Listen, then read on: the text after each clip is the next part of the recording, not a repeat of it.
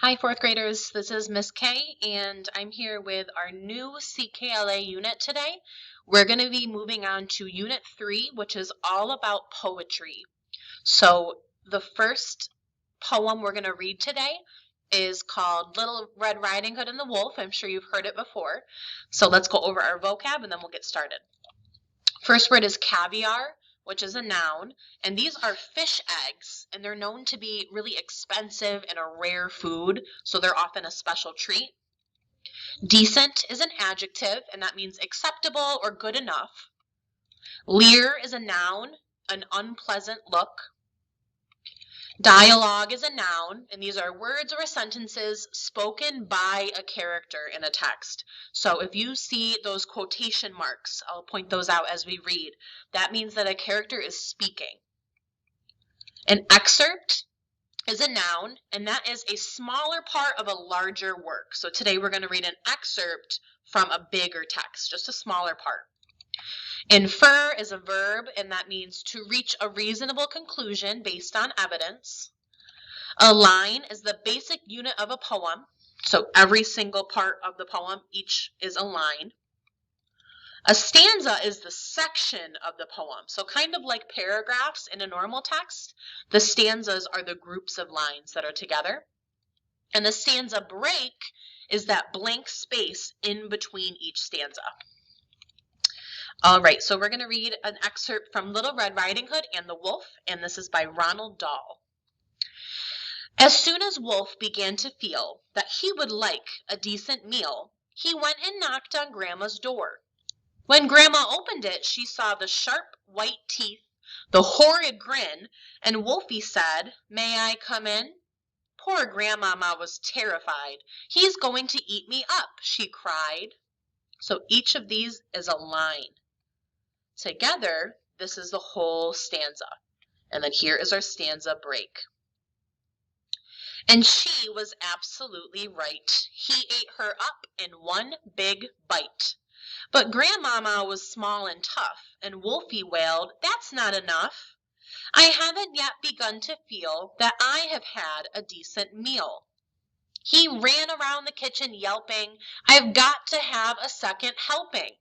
Then added with a frightful leer, "I'm therefore going to wait right here till little Miss Red Riding Hood comes from walking in the wood." He quickly put on Grandma's shoes. Of course he hadn't eaten those. He dressed himself in coat and hat. He put on shoes, and after that, he even brushed and curled his hair, then sat himself in Grandma's chair. In came the little girl in red. She stopped, she stared, and then she said, "What great big ears you have, Grandma." "All the better to hear you with," the wolf replied. "What great big eyes you have, Grandma," said Little Red Riding Hood.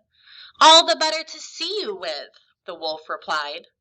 He sat there watching her and smiled. He thought, "I'm going to eat this child. Compared with her old grandmama, she's going to taste like caviar." Then Little Red Riding Hood said, "But Grandma, what a lovely great big furry coat you have on." "That's wrong," cried Wolf. "Have you forgot to tell me what big teeth I've got?" "Ah, well, no matter what you say, I'm going to eat you anyway." A few weeks later in the wood, I came across Miss Riding Hood.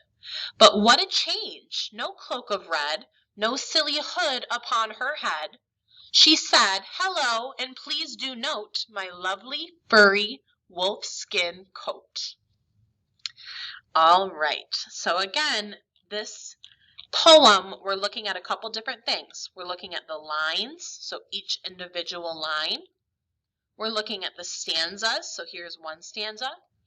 Here's another stanza, the different paragraphs, and here is our stanza breaks. We're also looking at the dialogue, so make sure you're paying attention to these quotation marks. Anytime you see those quotation marks, that means a character is speaking. All right, so here are your questions for today. Be sure to go back and listen to the vocabulary again if you missed it. It's going to help you with the questions. Number 1 asks, what does the word dialogue mean? So make sure you are restating Dialogue means, give me a full sentence. Number 2, how can we identify dialogue? So we can identify dialogue by, so what do we look for when we're looking for dialogue? Number 3, give me an example of something the wolf spoke. So an example of dialogue spoken by the wolf. So just give me that quote. What did he say? Number 4, same thing, but give a quote spoken by Little Red Riding Hood. For the next couple questions, you're going to use this image here. You're going to tell me which one did Little Red Riding Hood expect to see, the left or the right, first or second. Which image did she actually see? So the first one or the second one. Number 7, which is not a way the wolf disguised himself as grandmother? So use those pictures and use the text. Number 8, what did the wolf plan to do to Little Red Riding Hood? And number 9 is an opinion and prediction. I want to know, what do you think will happen next in the poem? All right, I hope you guys have a wonderful rest of your day, and I'll see you for lesson 2 of poetry. Bye, Adams.